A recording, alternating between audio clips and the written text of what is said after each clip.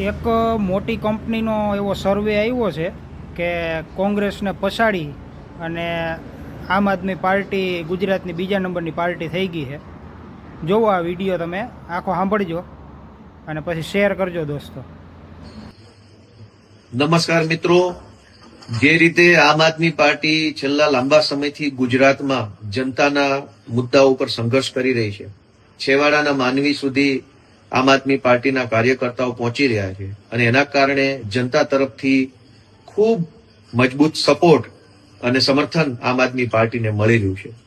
ખાસ કરીને વિસાવદર વિધાનસભાની ચૂંટણી પછી જનતાને આમ આદમી પાર્ટી પ્રત્યે એક આશા બંધાઈ છે અને એક વિશ્વાસ ઉભો થયો છે. ત્યારે આમ આદમી પાર્ટી ખૂબ ગતિથી આગળ વધી રહી છે. હમણાં 2 દિવસ પહેલા જ એક પ્રતિષ્ઠિત કંપનીનો સર્વે બહાર આવ્યો છે અને આ સર્વેમાં એણે બતાવ્યું છે કે આમ આદમી પાર્ટી ગુજરાતમાં અત્યારે બીજા નંબરની મજબૂત પાર્ટી તરીકે ઉભરી આવી છે.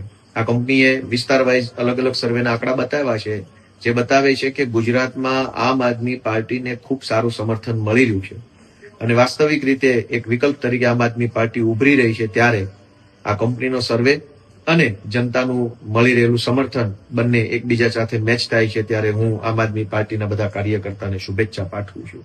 જે રીતે ગુજરાતમાં વર્ષોથી કોઈ વિકલ્પ ન હોવાના કારણે મજબૂરી લાચારીમાં જનતાએ બીજેપીને મત આપવા પડતા હતા, પરંતુ જ્યારથી આમ આદમી પાર્ટી એક વિકલ્પ તરીકે ઉભરી આવી છે, દિવસે ને દિવસે જનતાનું સમર્થન વધતું જાય છે. એ બતાવે છે કે આવનારા દિવસોમાં 2027માં ગુજરાતની અંદર ખૂબ મોટી ક્રાંતિ આવવાની છે, વ્યવસ્થા પરિવર્તન થવાનું છે અને આમ આદમી પાર્ટી સરકાર બનાવવાની છે.